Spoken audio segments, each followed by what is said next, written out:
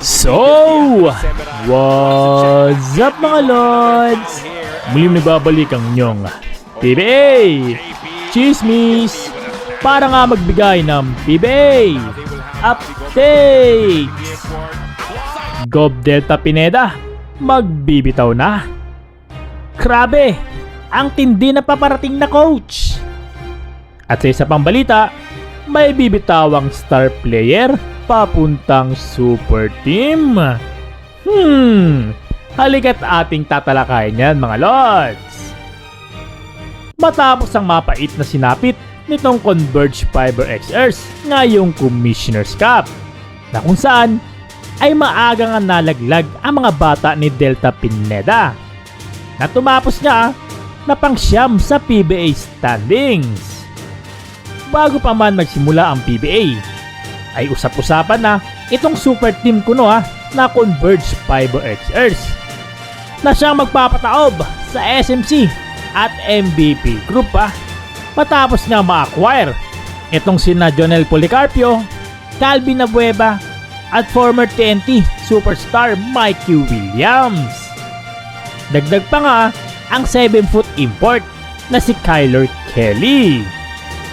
Ngunit tila iba ang naging resulta ng sobrang pagpapalakas ng Fiber XRs. Tila na sobrahan niya sa signal ang mga bata ni Delta Pineda. Kita rin sa laro ng Converge ang kakulangan sa chemistry at pag-adapt pa ng new role ng mga players. Kaya baka sa mga mukha ng mga Converge fans ang pagkadismaya dahil nga sa maagang pagkakalaglag ng team. Isa pa sa mga ituturong dahilan ang pag-handle ni Delta Pineda mga Lods. Nakesyo pang MPBL nga lang daw ito. Kaya sigaw ng mga fans na sana kumuha ng legit coach dahil sayang ang lakas ng lineup nila.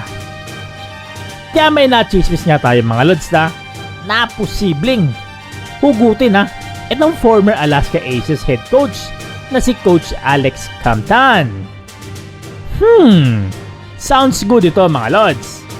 Alam na natin ang kalidad ng isang Alex Campton na kahit hindi nga napagkampiyon sa PBA ay kita naman ang lakas ng Alaska Aces noon na lumalaban niya sa mga bigating team at makailang beses din na pumasok sa finals.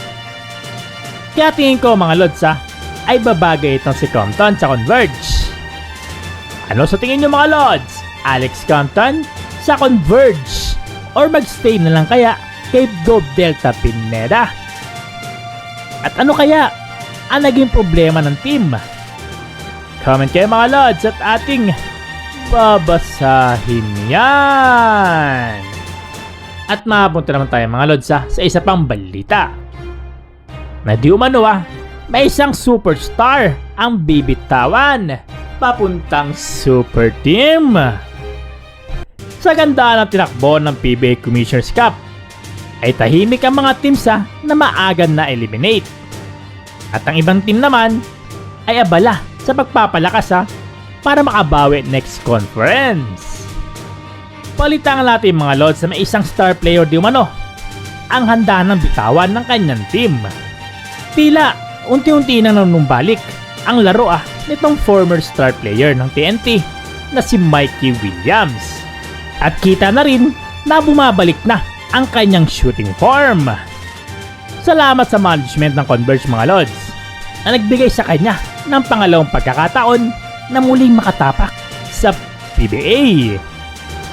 Sa kabila ng gumagandang laro ni Mikey mga Lods ay balita natin na gagawin na lang palang itong trade asset. At in-offer pala ito sa SMB kapalit ni Andres Cahilig or sa Magnolia para naman kay Jamie Gomez Del Llano. Mga solid wingman ito Tingin ko hindi na rin need ng Converge itong si Mikey Williams mga Lods. Dahil nandyan naman itong sila Stockton at Juan Gomez Del Llano. At malamang sa SMB ang bagsak ni Mikey mga Lods dahil kita naman na malapit itong si Mikey Williams sa mga player ng Beerman. Para sa inyo mga Lods, dapat bang itapon itong si Mikey Williams? Sino ang magandang kapalit? Comment kayo mga lods at ating babasahin yan.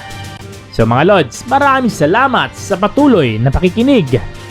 Don't forget to like, subscribe at pahit mo na rin ang notification bell para update ka lagi sa mundo ng PBA. So mga lods, hanggang dito na lang ha. Maraming salamat. Bye-bye.